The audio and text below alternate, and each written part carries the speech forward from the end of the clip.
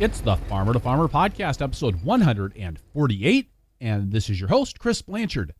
Will Reed and his wife, Amanda, returned to Will's home in Tupelo, Mississippi in 2010 to start Native Son Farm with a walking tractor and an acre of production.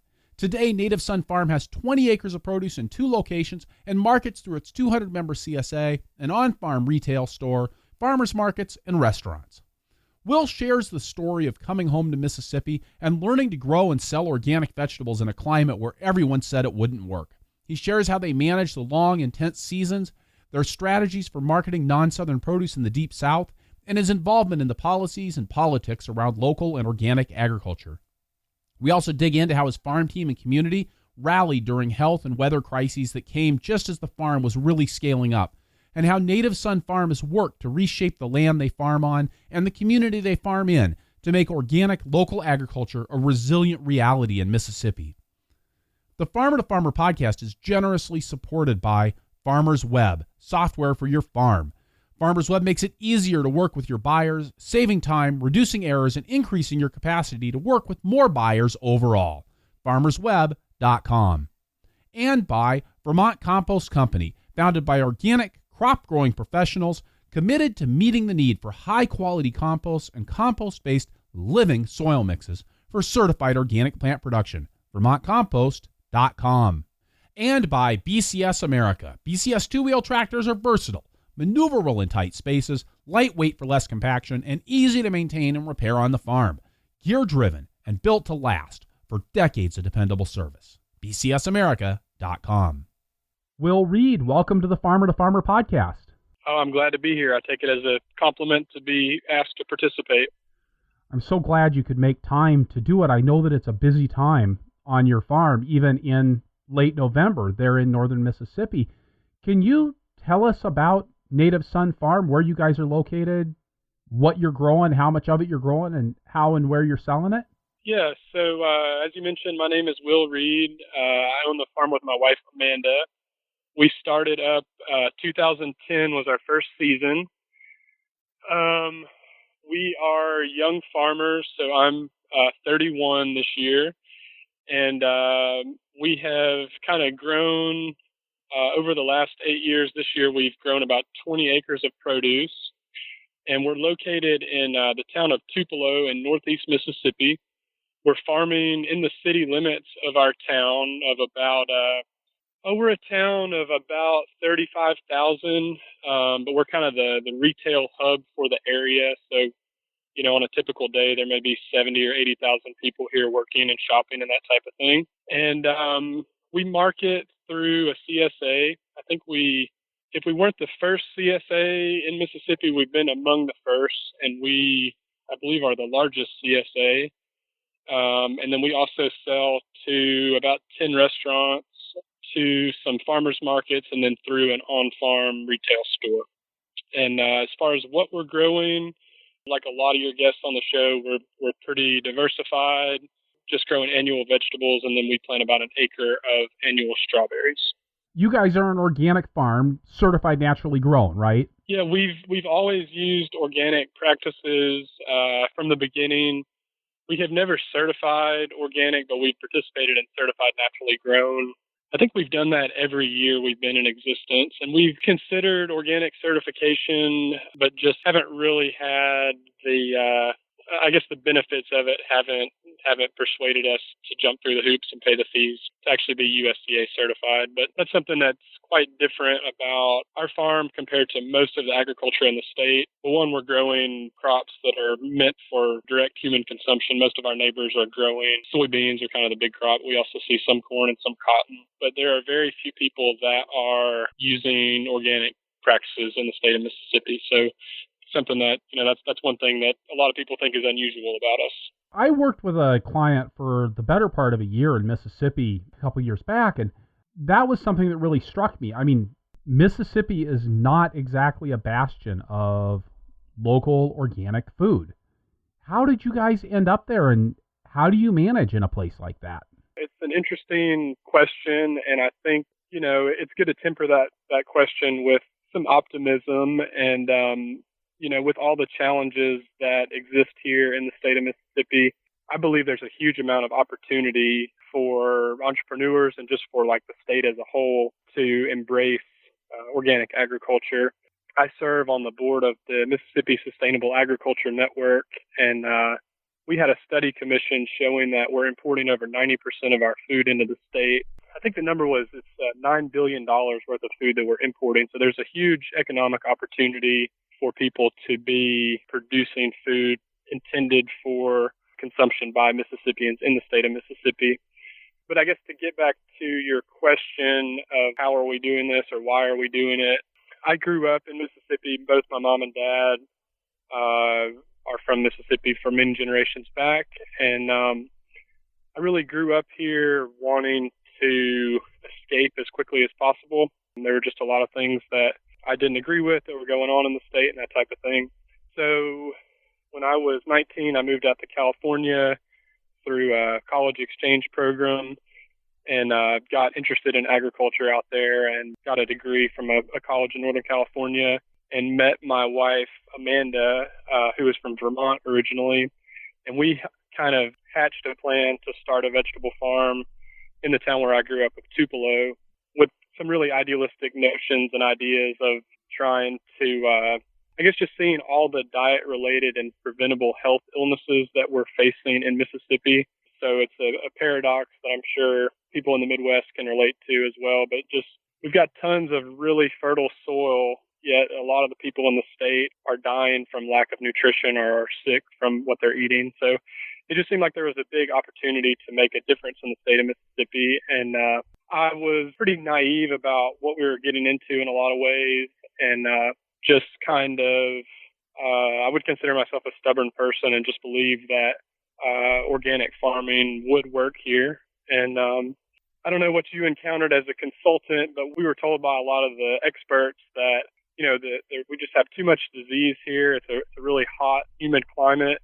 We get about 52 inches of annual rainfall a year. So you could imagine all that rainfall coupled with really high temperatures, just a wonderful place for diseases to thrive. And then, of course, with all of our heat and our long growing season, we have some insect issues that maybe others across the nation don't face, or they don't face it to the extent that we do.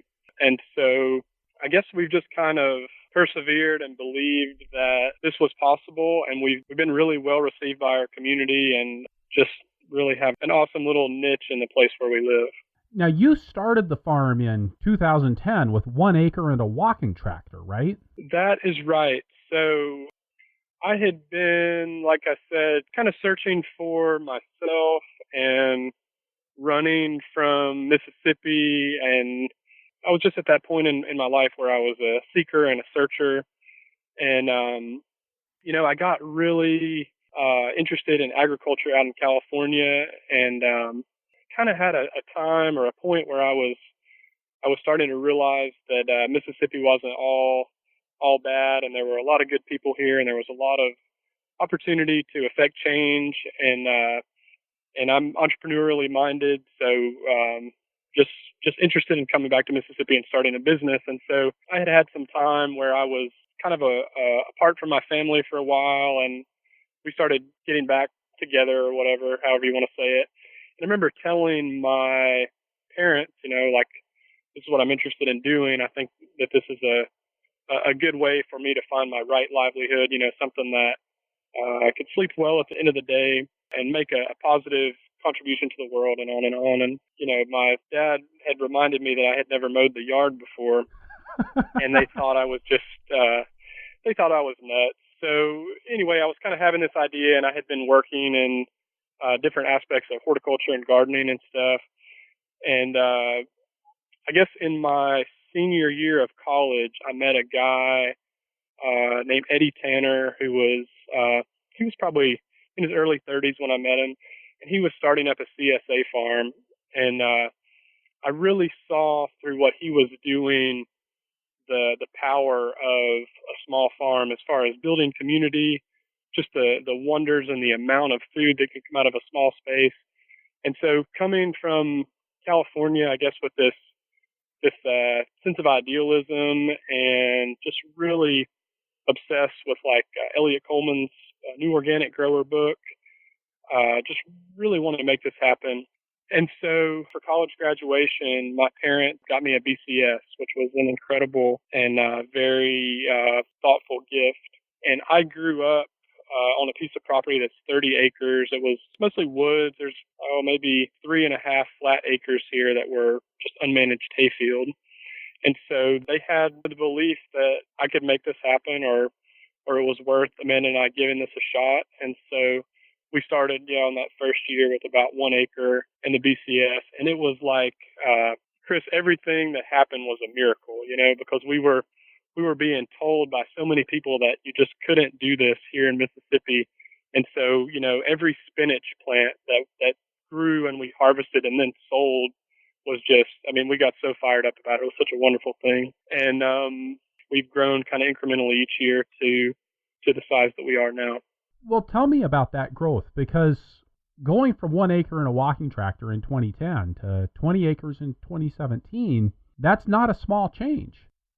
Yeah, I think that a lot of times, or maybe all the time, you can see a reflection of a person's personality, I guess, in their farm.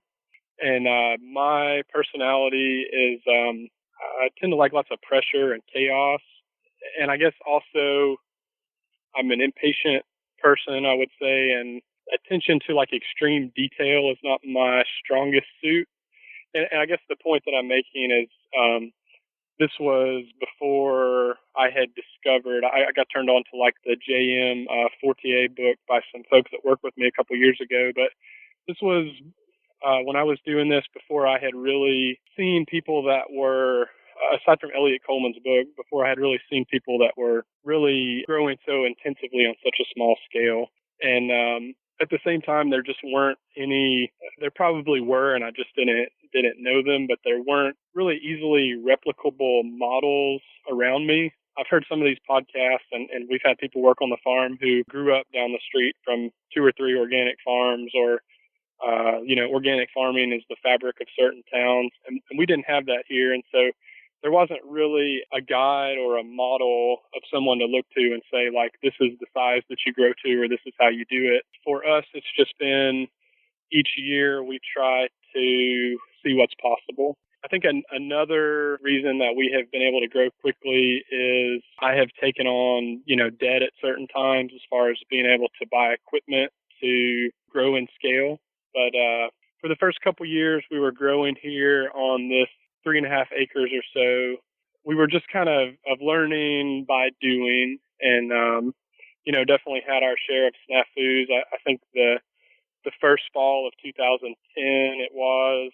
I had read all these farming books and really, I thought I had so much knowledge, and so I spread a pretty good bit. I would say it was probably 20 tons over the 3.5 acres of like confinement poultry house chicken litter. I spread that in it would have been early September maybe. We came out and spread it with seed forks and shovels and everything. Just a terrible job of doing that work.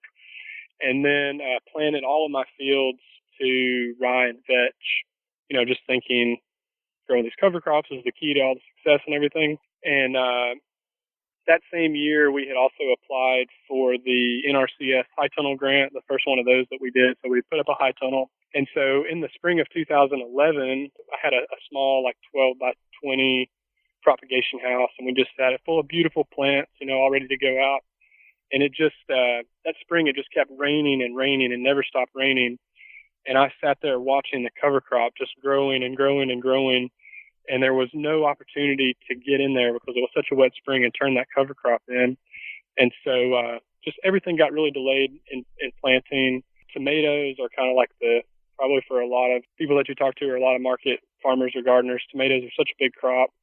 And tomatoes are like the pinnacle of vegetable farming in my area. Like we could grow the best Brussels sprouts and carrots and strawberries on and on. But if we don't have good tomatoes, then we just kind of are blowing it in the eyes of our community. And so that year we had a really tough spring. The high tunnel kind of saved us in having a place to put tomato plants in the ground at the right time.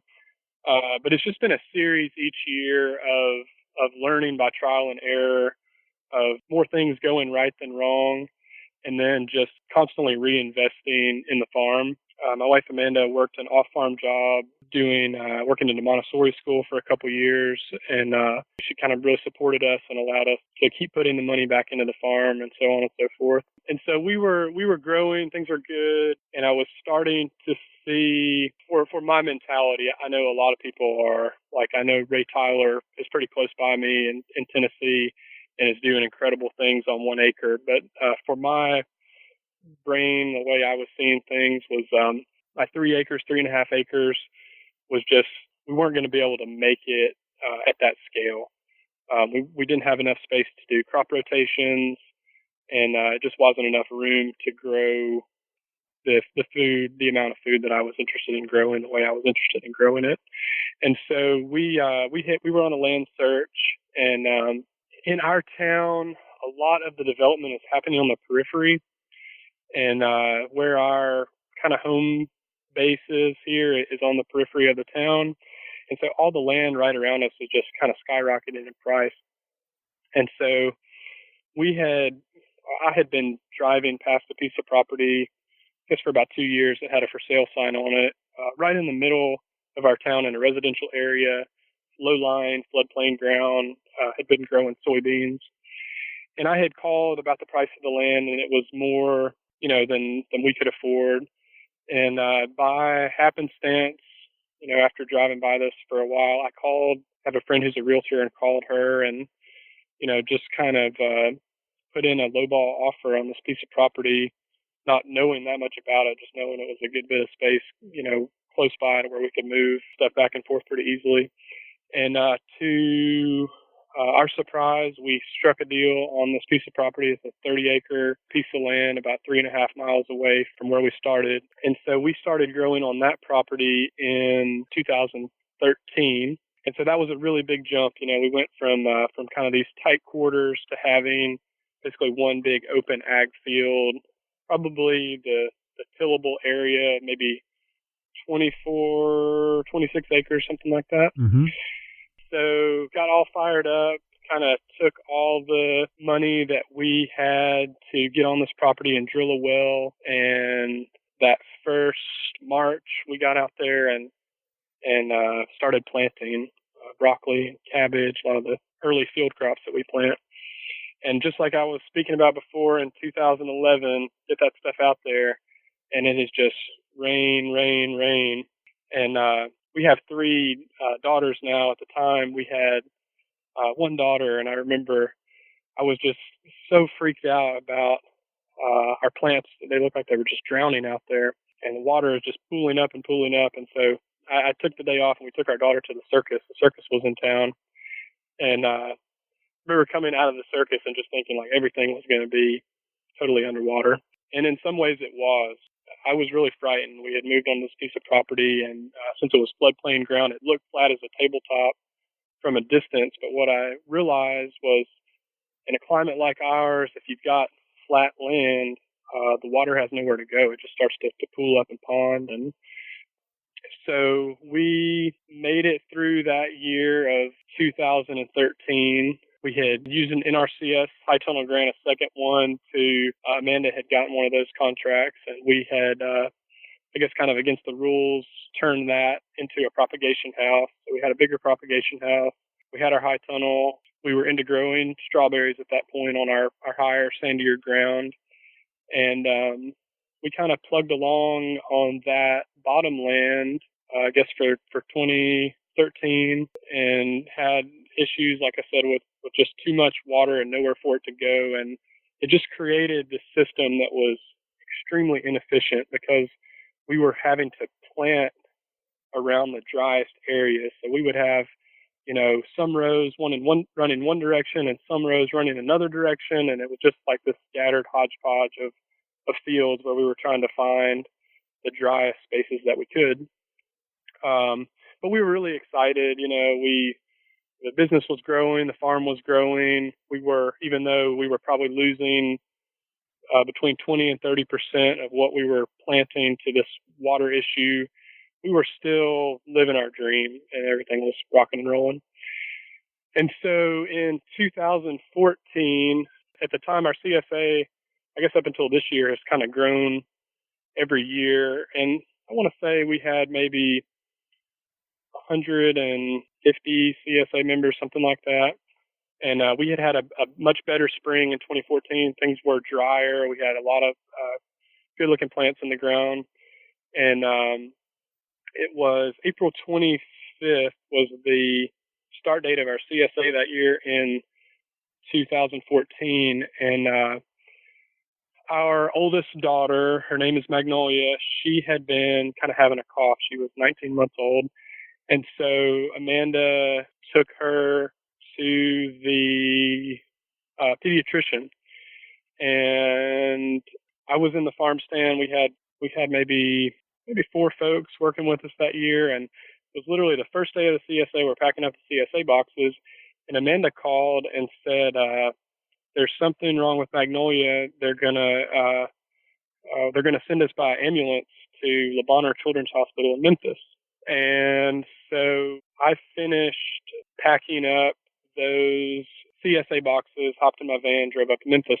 Just was obviously concerned, but just really didn't know what was going on. And so our daughter at 19 months old got diagnosed with cancer that night with a solid tumor in her abdomen called neuroblastoma. And we got transferred 2 days later. It was a extremely difficult, hectic time. We got transferred to St. Jude Children's Hospital in Memphis. She went there intubated. So we're moving literally within 72 hours. We're on the farm plugging along to we're in the ICU in this children's cancer hospital with our daughter intubated in the first week of the CSA.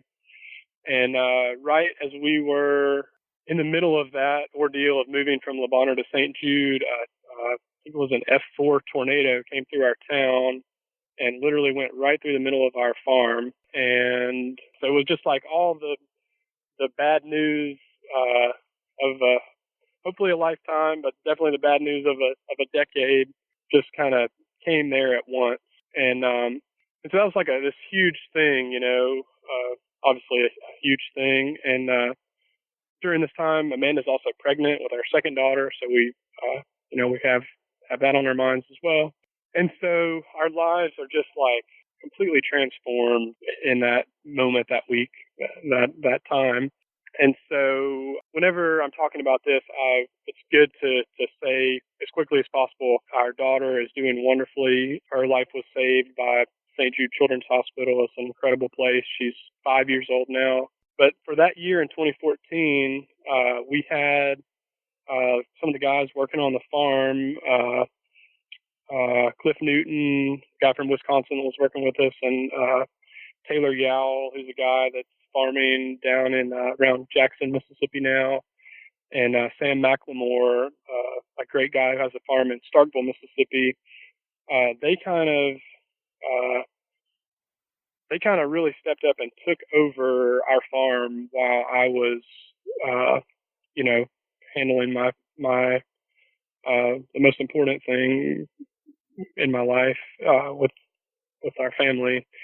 And we had just this incredible experience, Chris, in 2014 of, we had been slowly building this community and wanting it to be greater than it was. And that experience was like this huge catalyst to where we had, and I wasn't here for so much of the time, I don't know the real extent, but we had hundreds upon hundreds of volunteers come out to help on the farm and keep things going while we were, there with Magnolia. And so that year was really difficult, but the farm actually had a successful year.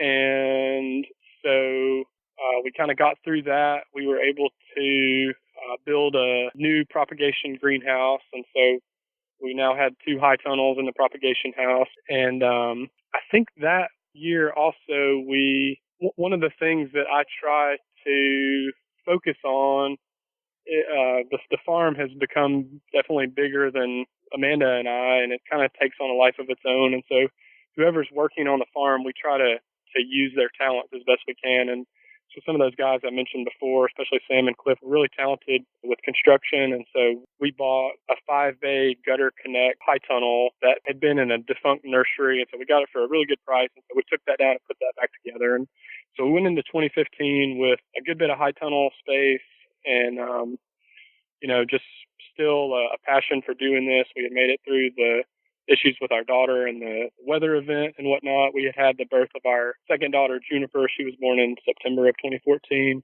And then in 2015, I was talking with, over the years, I developed a pretty good relationship with our local NRCS. Some of their programs are so incredible for small farms, especially in places like Mississippi where there aren't as many people trying to access them. So anyway, I was talking to my NRCS guys at the office there and just telling them about all the standing water and all the issues that we're having. And so they told me that there was a program available for land forming. And so in 2015, we were kind of hatching that scheme out. We had just this incredible crew of workers with us here. A couple that's now farming in Louisiana. They have Compostela Farm. Madeline Yost and Timothy Robb, they had been farming out in Oregon for like 7 years, so they brought just a ton of knowledge and talent out to what we were doing. Really helped us kind of move to the next level. And so that September of 2015, we had it all lined up. I mean, it was such a puzzle to put it together of getting all the crops out of the field, all the plastic pulled for this like small window when we could get this guy with like a 700 horsepower tractor to come in and do this land forming and give us the opportunity to still have time to come in and plant strawberries after he had done his work. And thankfully, Madeline and Tim had influenced me and turned me on to like the JM book. And so we really pumped out. I think we did like 200 CSA shares out of our 3 acres here, just did an awesome job. And so we did this land forming project where we basically divided our farm in half. So it's like 2 12-acre sections, and all the fields in each section have a fall. I think they fall like 1 inch every 100 feet. And so now the water runs. We use raised beds for everything. The water runs through the furrows out of the field. And that's been it's like we got a whole new farm. We can cultivate when we need to. We are not losing nearly as much to standing water. And so I guess last year was such a big breakthrough in that regard. We had a good year. And then this year we've been just kind of riding on that wave and again have a different cast of characters, but just an incredible crew working out here that just devoting a large part of their life to making this work. So I guess that was a long answer, but that's kind of the story of our years of doing this. I mean, what an amazing and challenging couple of years. I mean, so in 2014, you guys get the tornado that comes through. You've got a child in the hospital with cancer. How did you change your farm as a result of that experience? I mean, you told us that you guys had some great help from employees. You had a lot of volunteers, but did you just come back and keep doing things the same way that you were doing them, or did it change how you were approaching your business? I think that I am still extremely passionate about doing this, but we had the birth of our third daughter last December, and one of the reasons why I have wanted to kind of grow in scale a little bit to be just a little bit of a bigger small farm is to be able to have more time away from it. So I think that experience made me realize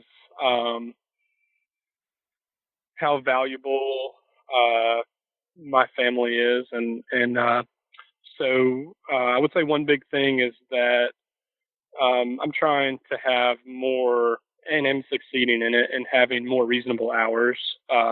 So rather than just working every waking hour, and when I'm not able to be on the farm, researching more farm stuff, I'm trying to keep it more like an 8 to 5, 8 to 5:30 type thing. And Amanda is just incredible, and is kind of my rock through this whole thing. Allowed this to all happen, and we have our kids at home all the time, and so she really kind of keeps me focused on my management of time with the family and versus management with the farm. And I think it was a good I mean, I really like to be kind of in control of things, and that was like, I mean, it was like someone hit me over the head with a sledgehammer. Of you have no control. Like you're obviously we're at the mercy of the weather, but the tornado coming through, it really underscores that. And then moving into the position of basically turning your child over to strangers that are part of the medical profession was just a huge lesson in submission and not being in control. And so I guess that would be another thing too. If I would say that I'm now better able to let people on the farm take control of things. I mean, hard to do under any circumstances, and I think even, I mean, maybe somewhat more difficult when you're kind of forced into it. Have you put systems in place that help you to let people have more control over different parts of the operation? We are trying to. I think that this may just be part of my own, the way my mind works, or maybe it's true, but it always feels, I guess it is less so feeling like this, but most every year feels like we're kind of in like this in-between stage, where like if we were just a little bit bigger, then it would be easier to have more delegation. So like, I guess to more directly answer your question, we don't have like a centralized chain, like I think some farms probably have like a harvest manager and a harvest crew, and like a washroom manager and a packing crew, and then maybe like a field prep, planting and cultivation crew, that type of thing. We don't so much have that. It's just kind of more of like a flow and an amalgamation of figuring out who's going to be on the farm each year, what their talents are, and then trying to kind of play people to those strengths or those talents. Things could be probably set up in a manner where folks were more in charge of like certain departments, but we're not there right now. Still an area that's got some room for growth and development. Yes, among many others. And tell me a little bit more about the landforming project, because bringing in 700 horsepower equipment to make those kinds of changes, I mean, that seems like a pretty bold undertaking. How did you know what needed to be done in that situation? Yeah, it's a good question. Was an interesting project. When my NRCS agents first kind of floated that idea, I just initially kind of walked away from it because it sounded just incredibly destructive to the soil. And I had kind of, after they had mentioned it, I thought about it and spoke to some different people. There's a guy I know in Mississippi that he's conventional, but he grows. I don't think he's doing it now because he's had some issues with sales, but just really good at growing like huge amounts of food, like growing 300 and 400 acres of potatoes and that type of thing. And he had has landformed all of his ground. He had a business doing landforming and stuff. And so I kind of learned some things from him. And then the guy that did the work for me, I talked with him as well. And I think he thought I was kind of a nut, having a pretty small field in the scheme of his work that he does. And also, like, he said he moved a lot less soil on our place than he typically would. I don't think that like a soybean or corn grower would go to the expense of doing the landforming on the piece that we're on, but obviously vegetables are so much more cost to grow in them that it was worth it to us. So I guess just kind of learning from the experts around that I could talk to, and it was a sight to behold. And we try to grow a cover crop in each field each year. And, one of the amazing things about doing this work is, after having been so fixated on reading about everything, actually seeing, over this course of 2013 to this year, just how much our soil quality seems to increase and improve. There are some areas where they made like the biggest cuts that the soil, was disturbed a fair amount. But overall, it's been just a huge blessing to what we're doing. And so we kind of took that, after that was done, we planted our strawberries and then planted cover crop on the rest of the land.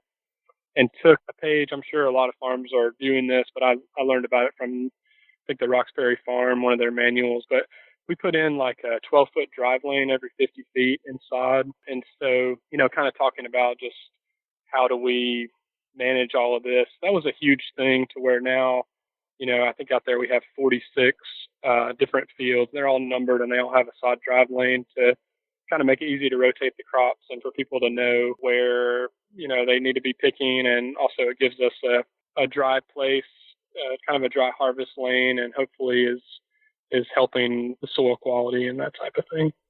And so with the raised bed system, can you tell me a little bit more about how you manage that on a year-to-year basis? Do you have permanent beds, or is this something where you're forming and kind of re-establishing those every year?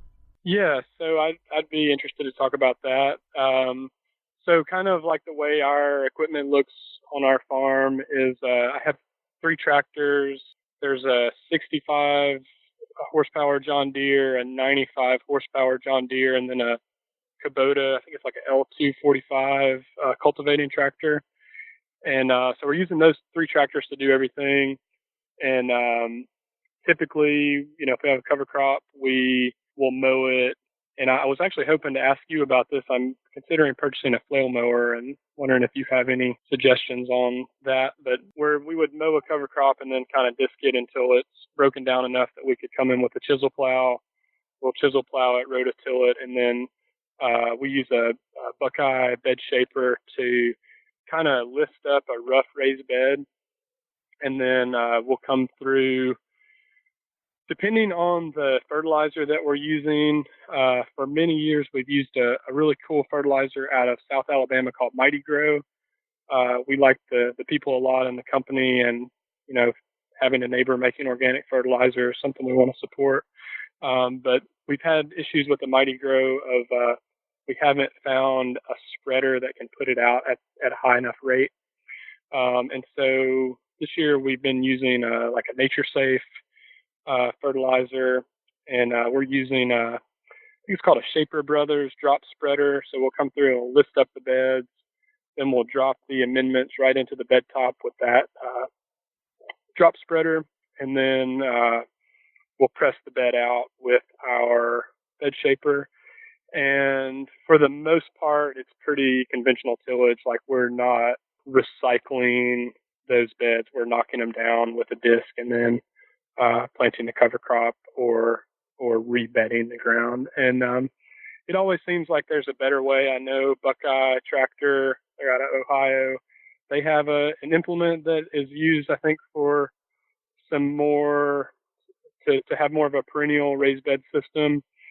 One thing about our climate here is I know I've mentioned the rain several times and the heat. Plants grow really fast, weeds grow really fast, and so managing, we try to do a pretty good job of keeping things clean, but often it just makes more sense for us to, I say makes more sense. It doesn't really feel like it makes that much sense to build these beds, knock them down, and build them back up, but we haven't really discovered a better method. We're experimenting with some of the silage tarps, so trying to use them to put down over some residue that would exist after a vegetable crop, and then seeing if we could use less tillage to form the beds up for a second round of planting. It makes sense to me that you would want to really be aggressive, considering how fast weeds do grow in Mississippi. And I think for folks that haven't been down in the deep South, and I had never been before I got this gig down near Jackson, but it really, the stuff grows. Stuff just grows, and it grows like gangbusters, and it puts, something like kudzu puts quackgrass to utter shame in terms of what it's capable of doing. And I think that has to do as much with the climate as it does with the plant. And I can see why you would need to be aggressive with your tillage to get rid of those weeds that you're not able to get rid of during the growing cycle. Yeah, that's a really good point. The stuff does grow quickly, and I think as far as like our growth year to year, it's amazing how like one tool or one piece of equipment can just drastically change things. And so I guess it was winter, last fall, and I have no like vested interest in Buckeye tractor, but I just have bought several of their implements. But we bought like a cultivator for the pathways. We use a plastic mulch on a decent amount of our summer crops and some of our fall crops this year too, actually. But we bought this Aisleway cultivator, and it's been just a huge revelation, you know, in being able to take care of those weeds between the plastic a lot more effectively. So tell me what that cultivator looks like. How does it work? It's like it almost looks like a plow foot that's on the Buckeye bed shaper. So like kind of like a wide plow shoe that goes in either furrow. And then there are two of, I think you call them spider wheels, those rolling wheels that kind of get right up next to the plastic. So there's one that kind of pulls the soil away in the weeds, and then another one that hills it back up on there. And, you know, I mentioned kind of at the beginning of this, I'm not like a perfectionist. Like I enjoy progress more than perfection. We always have a lot to do, usually more to do than we can accomplish. So, you know, with this tool, sometimes we can really get, you know, 99% of the weeds, but sometimes we go through and we get, you know, 82% of the weeds, and it's still so much nicer than in the past of trying to come in there and either wheel hoe or try to like wrangle a BCS through the furrow, and the tiller of the BCS didn't always properly fit in there. And then one thing, I know you had Ellen Polishuk on your show. She's a really inspirational farmer to probably people everywhere, but she's kind of like on the border of, you know, in the South. And I was talking to her once, and she was really advocating just putting straw mulch in between your pathways, all the benefits for soil. And so we, on some of our longer term plastic crops, like yesterday and today, we're mulching our pathways of our strawberries with rice straw. And so we try to do that also if we have the time and get the straw and everything. But that little cultivator between the plastic beds has been a huge help to us. Having the right equipment for cultivating the edge of plastic beds, especially raised beds, is just huge. It is. We can also use that same tool for cultivating the shoulders of our bare ground beds. And so we're using on that Kubota tractor, I've got a 3-row. It's kind of like a Jang seeder, but it's I think it's like a knockoff version of it. But we use that seeder and then a basket weeder, you know, when we're growing most of our root crops and stuff like that. And then we can come through with that Buckeye cultivator and get the shoulders and end up with a pretty clean bed of root vegetables. Are you making a separate pass when you're cultivating the shoulders of the bed versus cultivating the top of the bed? I am. I don't know. I haven't tried it, but I'm not sure if the Kubota would be stout enough to pull that cultivator. It may be, but we're usually, you know, doing the seeding and the basket weeding with the Kubota, and then we'll come through and can do several fields with the Alleyway bed shoulder cultivator. Well, and I think in some ways that makes a lot of sense, because one of the challenges that I've always seen on organic farms with raised beds, especially when you don't have the plastic, is getting those edges cultivated, because if your rows are not precisely centered on the bed or super consistent on the bed top, then it's hard to keep the cultivating equipment on the shoulder of the bed at the same time that you're doing nice tight cultivation on the top of the bed. I think it makes a lot of sense to make that in two different passes, whether the 245 could pull it off or not. That's a good point. Now, you'd asked about a flail mower, and I do want to just, I have an opinion about everything, and it's not often that people ask me the questions on the show here, but I think the flail mower is a really good tool. I mean, the thing I like about the flail mower, you know, and it's got for people that don't know, the flail mower has an axle that's horizontal, so the mower, rather than rotating in a circle over the ground, is, you know, more like kind of a rototiller action going over the top of the ground. And what it does that I like is it lays all of the organic matter, all the crop residue or the cover crop residue, it just lays it out nice and evenly, makes a nice even blanket. Whereas a rotary mower, you know, or a brush hog type tool tends to take all of that material and kind of put it in a windrow, you know, or at least most of it. And I really liked the Flail Mower. I felt like it was a good tool. And from a safety standpoint, especially you got kids on the farm, Will, that Flail Mower doesn't throw stuff in the same way that a rotary mower does. And that's, I think, why you see a lot of times highway crews will actually use those Flail Mowers instead of a rotary mower, because if you hit a rock with the Flail Mower, it can get caught in the shields and it'll just drop to the ground. Whereas with the rotary mower, you hit a rock, that sucker's going to fly. Sure. Ooh, the issue I guess we're trying to solve, I think those are really good points, and we're trying to solve the issue of just with our cover crops. Like we like to grow cowpeas a lot in the summer, iron and clay cowpea variety we plant a lot. And those vines, will just wrap around our disc if we mow them with like a bush hog. So we're hoping the Flail Mower would shred it up and kind of solve that. Chop it up into smaller pieces. Yeah, in fact, on our instruction sheets, we called them directives that we handed out to our tractor operators.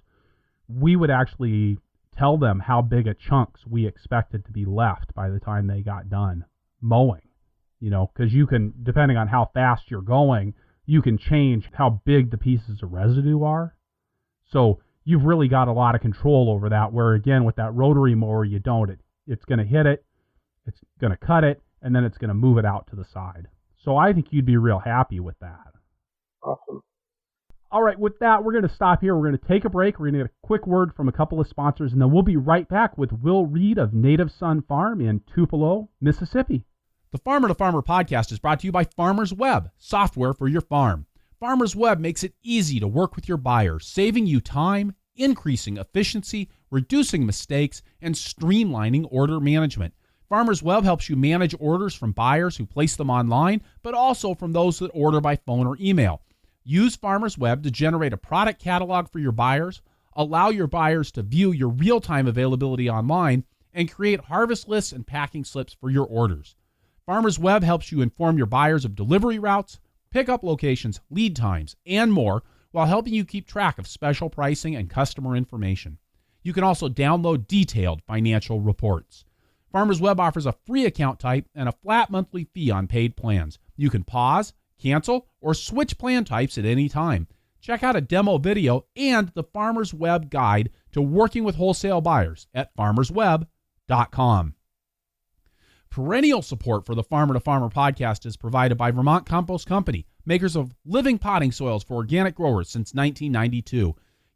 Most of us did not get into this business to make the most money in the fastest possible time frame, and neither did Vermont Compost Company.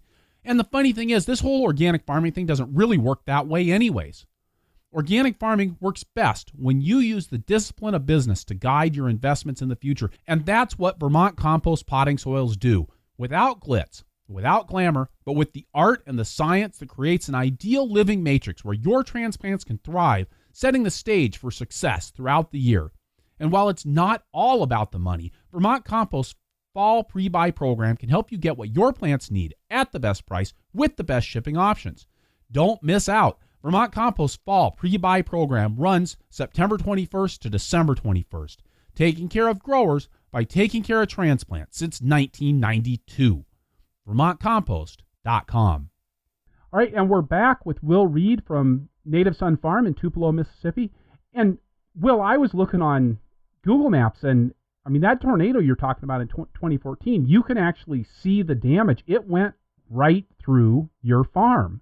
It went right through the middle of the property, and it could have been much worse. Nobody was hurt, no equipment was damaged. I think there's probably still row cover in the trees. It was a bad thing. As I mentioned, we weren't in town for it, but it destroyed a lot of property and took down a lot of trees. But I don't think anyone was really injured in the tornado across the whole town, which was great. So, Will, tornadoes, we've talked about, kind of these, the sheer amount of rain that you get. Tell me a little bit about what does the production season actually look like in Mississippi? Because, it ain't Minnesota. Yes, and Amanda is from Vermont, and which Vermont is such an incredible place. And we went to Vermont this summer, and I was We went in July when it was like 100 degrees and 90% humidity here. And I was like literally looking at farms in Vermont. I was ready to get out of the heat of Mississippi. But the season there is so much shorter. So our season here in Mississippi is good for a farming junkie such as myself. We start up our propagation house typically February 1st. So we're seeding. One thing I want to make sure to plug in here is like how awesome it is growing tomatoes in high tunnels. I love growing tomatoes in high tunnels. I think it's really fun and you just get such great tomatoes. But so we plant our first high tunnel tomatoes February 1st for like a March 15th setting in the high tunnel soil date. So to get to it, the 1st of February, we're starting up our propagation house. We're typically planting, we plant a lot of onions. So we're typically planting, we buy in bare root onion plants. So we plant those mid-February. We start planting potatoes, depending on the weather, mid-February into early March. By the 1st of March, we are planting in the field, transplants we've grown in the greenhouse.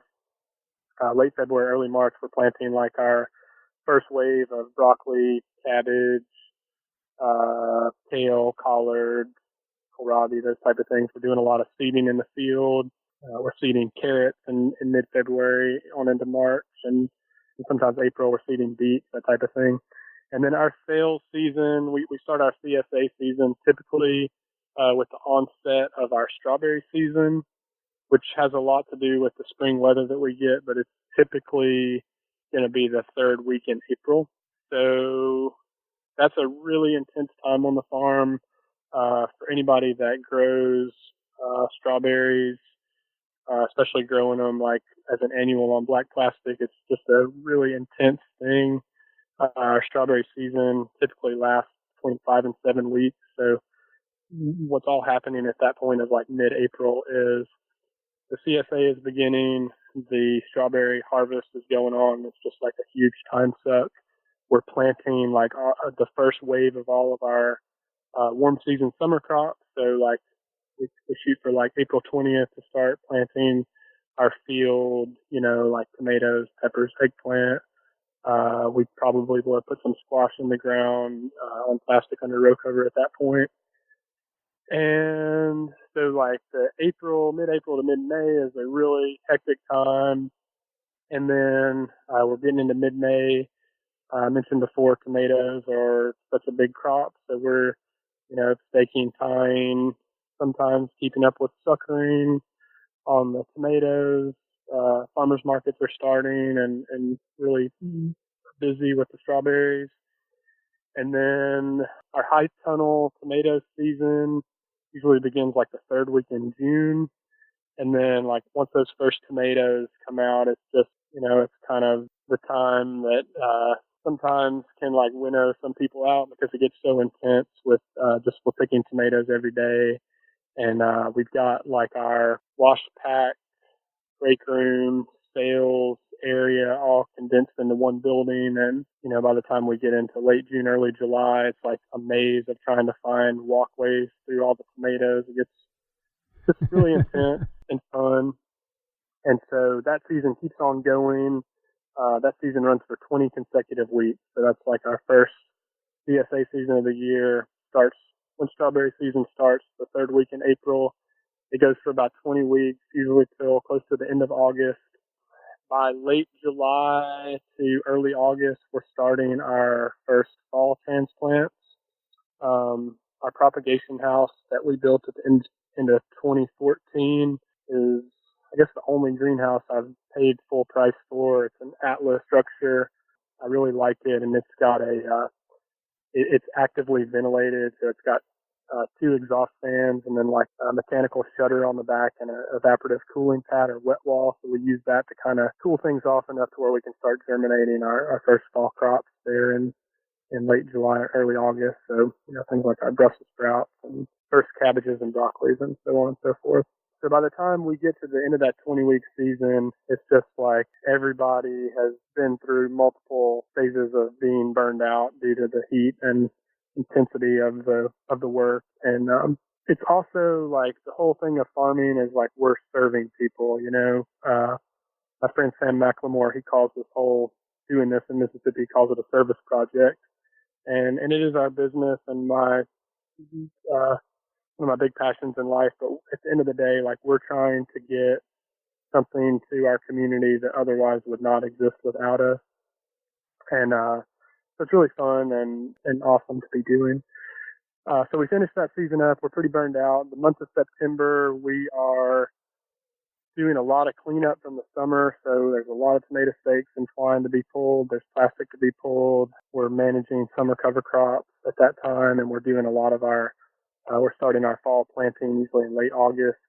It's something that can be hard to wrap your head around, like starting seed for Brussels sprouts when it's 100 degrees outside. But, you know, for us, it's probably like this for every farmer, but in the early season, you know, like in February, you're just like throwing yourself off of a cliff into this like darkness and chaos where you're, you know, rolling the dice again. You're putting in everything you got. You're putting in a lot of your life force and energy for the new year into doing this thing.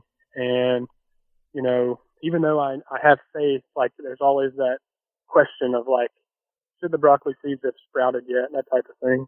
And so we get that twice. We get that same plunging off the cliff, going into the darkness with our fall season. It's so hot.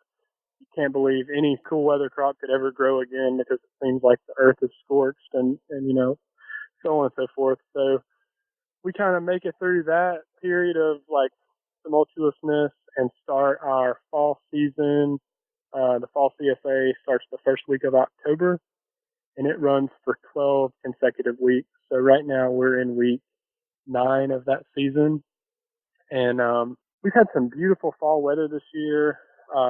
We had a drought last fall. It's been dry this fall, but we've also had some rain. We've had a couple nights. I'd say we had one night that maybe got down to, I would guess, 25, something like that, 27, somewhere in that range. That definitely has beat some things up. But we've got 10 high tunnels. We're not making the most use of them all right now. We're not doing as well with that as we could be, but it's been a long year. But this time of year, we're picking out of the fields like today, Brussels sprouts, carrots, broccoli, cabbage, kale and chard, arugula, a lot of salad greens out of the high tunnels, fennel, that type of thing. And there, you know, if somebody was really just either could pace themselves better or really could go gung-ho with it in this climate with some high tunnels or caterpillar tunnels, you could definitely be growing 12 months out of the year. But for myself and what I like, it's good to have like a definitive end to the season, try to get everything put away and cleaned up as best we can, and then, you know, have a good bit of family time into December and into January, and then kind of get ready to gear up to do it again. So your high tunnels, I mean, you're not picking tomatoes out of those in September, but as things are starting to heat up in July and August, how are you keeping things cool in there? Yeah, so I am certainly not the world's best tomato grower. My strategy with a lot of crops is tomatoes, we usually put out 5 different plantings. So we'll do like a March 15th, and these are actually putting the plants in the ground. So we'll do like a March 15th planting, and then we'll do a big high tunnel planting. I think this year we had 5 high tunnels in tomatoes. So we did maybe 2 of them March 15th, 3 April 1st, and then we plant out a field of tomatoes, maybe about 1,200 plants, something like that. We usually do that, like I mentioned, around April 20th. And then another 3 or 4 weeks after that, we'll set another field. So that'll be like mid-May. And then we'll set one out in early to mid-June. And that will keep us in tomatoes until the end of our CSA, at which point I really want to be done with tomatoes and just glad to have them out of my life. But we've learned this could be a good tip if there's any other Southern folks listening, is like we start out, I love Big Beef. It's my favorite tomatoes, so we like to grow a lot of those. Get leaf mold in the tunnels, but we still just like to grow them because they're so nice. But we do our heirlooms and stuff pretty early on. So like the first 2 plantings and the high tunnel plantings, we'll do some heirlooms, and like the first field planting we will. And then we move to more like red tomatoes. And then for our last planting, we usually grow Juliet and Mountain Magic. And we tried there's some bigger, I think Skyway is one of them, like a heat set tomato. But it just, it didn't taste too good. But we usually, for our late tomatoes, the ones that are going to be coming in like August, we're growing typically like Juliet and Mountain Magic are two great ones. They're both small tomatoes. They're not, our market, most people want a tomato that, a slice covers a whole slice of bread. Those two are not fitting the bill, but they are very tasty, smaller tomatoes. And even though we don't sell them, like we sell the other ones, they are still a great slot for our last, 3 or 4 weeks of CSA boxes and keep, the restaurants having some tomatoes and that type of thing. Now, are green tomatoes a thing in Tupelo? They probably are a thing, but I don't really like to pick green tomatoes that much. I feel like it's just kind of like too much wasted potential, I guess. Fair enough. The fried ones are pretty darn good, though, I have to say. They are good, and I think that, one thing that we're learning along with our CSA members and community is like a lot of things that we're growing are not typically like the main staple Southern diet foods. And so, there's a whole lot of what we're doing. There's a lot of education involved in just trying to teach ourselves and also try to teach others and, all learning together, but just on how to eat greens without boiling them for 5 hours and the benefits of some of these different types of vegetables that aren't typically, what you would associate with like the Southern diet. And that must be interesting from a marketing standpoint, because I know that was one of the real challenges that we had when I was working in Mississippi was, kind of matching up the quality of what we were growing and the diversity of what we were growing with what people were expecting and what people were used to eating and trying to kind of walk that line. How have you done that? It's a good question, and we do try to focus on a lot of the popular items. Tomatoes, strawberries, carrots are pretty well universally popular. I find that anything that people don't really have to cook is popular. So things that are sweet that you can eat as they are, like those three I mentioned, and folks also like the, kind of like the bagged salad mixes, stuff like that. But at the end of the day, like we are here to serve the community, and I struggle sometimes with saying no to trying to do things. But at the end of the day, like it's really hard for us to compete on some of these staple Southern crops that are sold so cheaply. So we try not to get into like the race to the bottom on some of those things. And we've done different things over the years with the CSA. The first year we did our CSA, we gave all of our members a copy of the from your area, the Mac Sack Asparagus to Zucchini CSA cookbook. We've used the local time service one year. We have a great CSA member that trades us a share in exchange for kind of maintaining the cooking blog. So kind of focusing on that educational component. And I had the opportunity to listen to your podcast with Shared Legacy Farm, and really got some great marketing tips from them and learned more about some ways that we could be better teaching our CSA folks, how to cook certain things. I guess we try to temper, especially with our CSA, like the odd items, put in one or two of those. Like I think we have the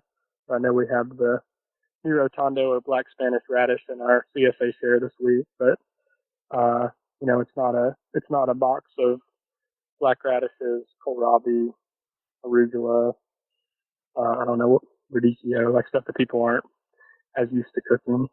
It can be a bit of a challenge, but it's also fun for us to learn about these vegetables and to share them with other people. And we kind of have a bit of a dynamic, like at our farmers market in our town. Most of the vendors there are late 60s and above, and not organic, and just their cost of production is so low and they'll be, growing not in tremendous quantity, but they'll be growing these staple crops and just selling them.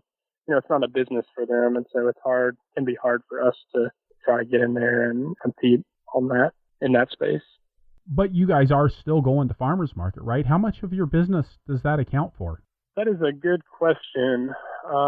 We are still going to farmers market.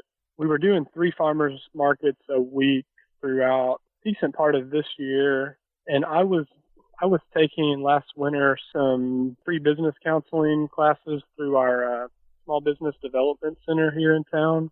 And the business development counselor told me about Facebook Live, which if you're not familiar with it, you can have a Facebook account for your farm. And I have a smartphone. You can do live videos right off of your phone.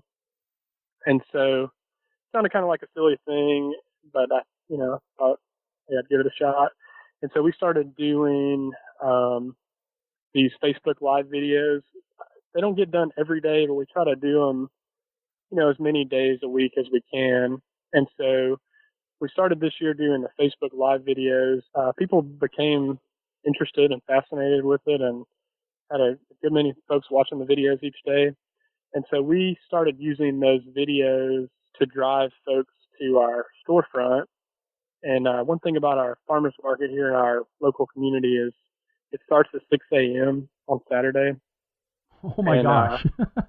It's just so early, and so we've got this farm crew. We don't have just like a set market crew. Everybody kind of does a bit of everything, which I realized has some inefficiencies, but it's also fun. And, we're all kind of on the same ship together. So we all try to do a little bit of each aspect. But we were just like getting really burned out on doing this market that's so early in the morning. And I like going because it was part of the community. I have a good relationship with a lot of the older vendors there. But we decided to kind of use our interest that we had generated on Facebook and started to drive people out to our retail store. And we open at 10 on Saturdays. And so that really took off this year. We had just a lot of folks coming through there. And so we dropped our local farmers market. But to answer the question, the farmers market is not a huge component of our sales. Typically, the CSA has been we kind of lay it out where the CSA will cover the bills, so all of our overhead and labor and everything on the farm, and then it's not an exact formula, but we try to plan about 30% overage of everything to hedge our bets. We've always been able to have full CSA boxes, and so we plant that overage, and if it's a good year, that kind of becomes the money that can then be reinvested into the farm. And if it's not such a good year, we have those losses, but we still are there for our CSA folks. So most of our business is the CSA, and then this year we did a lot of sales through our farm stand, and then the restaurants have grown a lot this fall, but they haven't typically been a huge part of it. And then also the farmers market. It depends on the day. Some days if we could just get to, I think our land base and my appetite for work could sustain about 400 CSA members. So some days, I wish if we could just get those members and only do CSA. But the other idea that we're trying to hatch right now, and this is why I had originally contacted you, is our retail space here. Even though we're in the city, we're on like the cusp of urban and rural. A couple years ago, the city put in like a 4-lane road that it completes like a loop around our town. And so when that road came in, that put our retail space and washroom and everything about 2 miles from like the main area of commerce in our town. So like near the grocery stores and the mall and everything like that. And that kind of with our Facebook videos and just having a lot of interest and having been on the Sustainable Ag Network and just been able to network with all of the a great thing about the state of Mississippi is like all of us who are doing this type of work, like we're all, we're farmers, so we don't really see each other that much, but we're all really on the same team. So I've got a lot of friends and people that are producing, whether it's dairy or meat or, sorghum or grain, that type of thing. And so have this idea of starting like a local food store where we're only carrying agricultural products and within a 400-mile radius. So I guess for this rant to continue, my land that's in the floodplain, I had a guy recently gift me about 2 acres adjacent to it that's not in the floodplain. And so we're considering building a packing shed there and then turning our kind of current packing area into retail space for the store and being like a place for people to come out and shop for, their groceries each week and know that everything that they're getting is contributing to the local economy and local farmers and that type of thing. And then the challenge there becomes like, and we've seen it this year, is the CSA. I don't know that we could exist without the CSA, and I enjoy the job satisfaction of it. And we get into a position of starting to compete with ourselves. And so like we'll lose CSA members to people that are thinking that they could just come by whenever they want and get what they want. And so we're trying to navigate that part of it.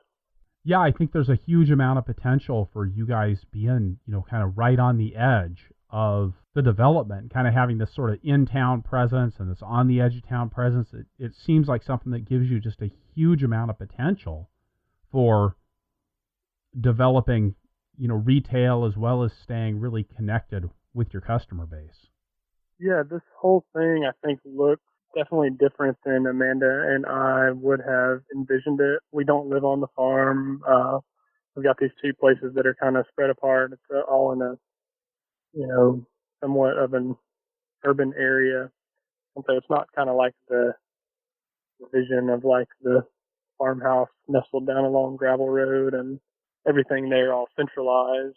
But this is what we pieced together, and it's fun and it has a lot of advantages. And like you said, being able to be connected to people here closely and having children, it's nice to not be in a location that's too far out away from people. Will, I noticed as I was, poaching around on your Facebook and your Instagram that you were recently in Washington, D.C. for the National Sustainable Agriculture Coalition's Farmer Fly-In. Can you tell me a little bit about that undertaking and what you were talking about and what you feel are the primary issues facing young local organic farmers right now? That's a big question. I was there with with NSAC, as you mentioned, the National Sustainable Agriculture Coalition, and ultimately the reason that I was there or got the opportunity to go was because of our executive director of our Mississippi Sustainable Agriculture Network, Daniel Doyle. And Daniel had introduced me to the folks over there at NSAC. And so they were doing their farmer fly-in. I think there were 17 people that they flew in from across the country. And the reason that they flew us in was I'm not too versed. I was really felt like lightweight. I was there with some incredible people. And the Farm Bill is supposed to get passed every 4 years. And so we're due for a new Farm Bill to be passed next September. And so some of our Senator Thad Cochran and my representative from my district, Trent Kelly, they both are involved in agriculture at the congressional level. And so INSAC had brought me there to try to help ensure that some programs that are of benefit to small farmers and local food producers were kept as a part of the Farm Bill. So it was an awesome experience. I had never done anything like that before. I have typically thought of myself as more of a grassroots person, but it made me realize that as young farmers, small farmers, we need to have our voice heard. And INSAC is a great voice for us, I think. From Mississippi, my senator and representative that I spoke to, they both seemed really receptive to what I was saying. And, I don't think being in favor of local food really, I don't see how it could have any political blowback. One of the things that the marker bill that we were promoting on behalf of INSAC, one of the things that it was requesting funding for was some funds to be able to set up a study proving or further proving the health benefits of local food. And so with our farm, I think that our next big breakthrough, and I'm inspired by, I learned about this at the Southern Sog Conference, an awesome conference for any Southern farmers. I would recommend going, but it was in Lexington, Kentucky last year. I learned about the bluegrass harvest group there, and they had worked to get health insurers and large employers in the state of Kentucky to subsidize CSA shares for their members. So like their state health insurance company will give people a discount on their monthly premium if they belong to a CSA. And so that's something that I think could have a huge impact or benefit on local food production. And we're trying to, my sister is working with me, we're trying to talk with some of our larger employers, Toyota and one of the banks locally are the two ones we're working on right now, to try and see if we could get them to subsidize CSA membership for some of their workers and have a drop site at the place of business. So a guy that was a guest on the show who I am friends with on Instagram, I recognized him. He was at the Farmer Fly-In, Dave. I forget his last name, but he has a Sassafras Creek Farm. Yep, Dave Paulk. Dave Paulk, yeah, what an awesome guy and incredible farmer. He taught me how to grow better potatoes over the phone, and so I recognized him there in person from Instagram. Kind of a funny moment. But yeah, INSAC is an awesome organization. I'm no expert in agricultural policy, but it was just an incredible opportunity to go up there and speak to our legislators. But I guess the things that I think could help us, I have some friends that are poultry producers in Mississippi. This is, I guess, maybe more on the state than the federal level, but confinement poultry production is like a huge part of our state's economy. And so the laws for small poultry producers, got some friends with Beaver Dam Farm here in Mississippi that have been really stymied by our state government. So easing up some of those restrictions would be great. You know, making sure that the FSMA regulations are not too onerous for small farmers. And then some of the big things for me, and I guess I've kind of taken them for granted, are these programs through the NRCS, the Natural Resource Conservation Service. So I know I've mentioned several things, the high tunnel grants. We've been able to do that several times. We've drilled a well, done the land leveling. We've had money for cover crop seed and organic pest management, on and on. These little things that in the scheme of things are really, really like almost infinitesimal part of the Farm Bill pie can really make a big difference for, you know, young farmers, local food producers, organic farmers, kind of that segment. So being able to go up there and introduce myself to our state politicians and let them know that, you know, hey, I exist and this is something that really benefits me and the economy and the health of the state. Really awesome experience.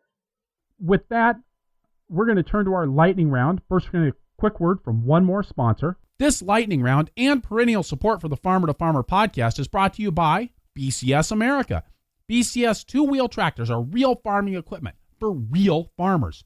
And with PTO-driven attachments like rototillers, flail mowers, rotary plows, power harrows, log splitters, snow throwers, even a utility trailer and a new water transfer pump, you've got the tools you need to get the jobs done across the farm and across the homestead.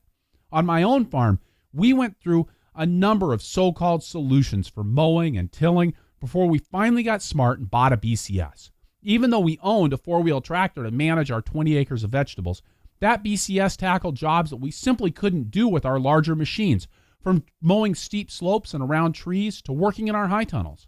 Plus, they're gear-driven for years and years of dependable service. Check out bcsamerica.com to see the full lineup of tractors and attachments, plus videos of BCS in action. Will, what's your favorite tool on the farm? My favorite tool right now, this is a new tool that we've gotten this year, is an undercutter bar. We also got it from Buckeye Tractor, and we put that on our chisel plow frame, and we've used that this fall. We dug about an acre of sweet potatoes with it, which was a lot of work, but a lot better than the alternative. And we're currently digging winter storage carrots, and it's just, of course, I haven't been a good enough carrot grower, I guess, until the last couple of years to benefit from it. But now that we've got some nice carrots, it's just a wonderful tool to use in speeding up the work so much. One of the things that I learned to be afraid of in Mississippi was fire ants. How do you deal with fire ants? We don't really deal with them. They, fire ants, they like the black plastic, so like we'll end up with a fair amount of strawberry plants that will turn into fire ant mounds. But it's kind of like a rite of passage, I guess.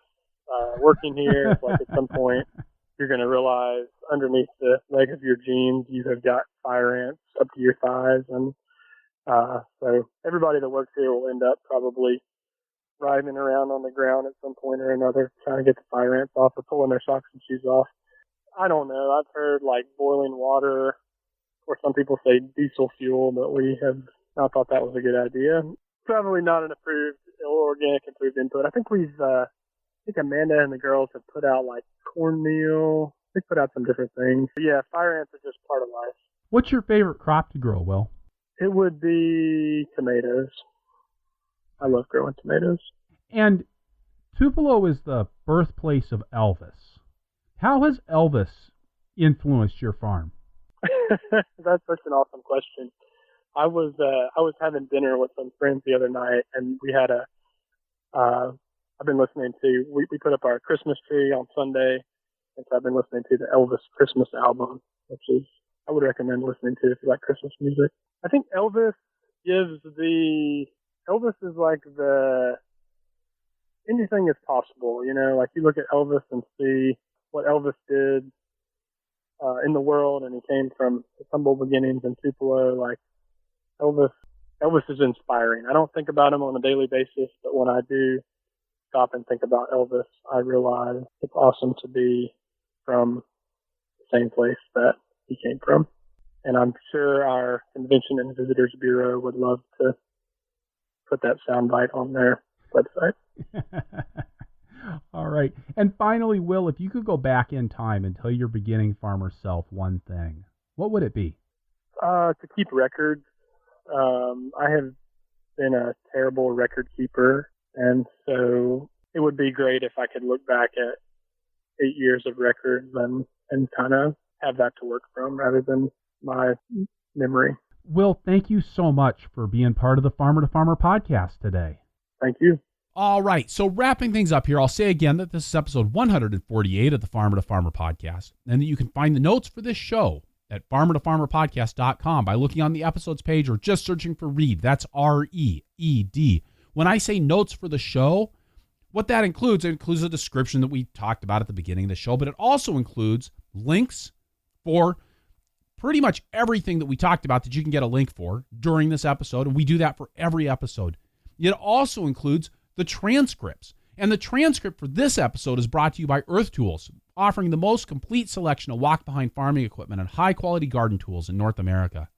And by Osborne Quality Seeds, a dedicated partner for growers. Visit osborneseed.com for high-quality seed, industry-leading customer service, and fast order fulfillment. And by CoolBot, allowing you to build an affordable walk-in cooler powered by a window air conditioning unit. Save $20 on your CoolBot when you visit farmertofarmerpodcast.com/CoolBot. Additional funding for transcripts is provided by North Central SARE, providing grants and education to advance innovations in sustainable agriculture. Now, you can get the show notes for every Farmer to Farmer podcast right in your email inbox by signing up for my newsletter at farmertofarmerpodcast.com. Also, if you like the show, please head on over to iTunes and leave us a review. Talk to us in the show notes or tell your friends on Facebook. We're at Purple Pitchfork on Facebook. And hey, when you talk to your sponsors, please let them know how much you appreciate their support of a resource you value. Finally, please let me know who you would like to hear from on the show through the suggestions form at farmertofarmerpodcast.com, and I will do my best to get them on the show. Will Reed is on the show because of somebody's recommendation. Thank you for listening. Be safe out there and keep the tractor running.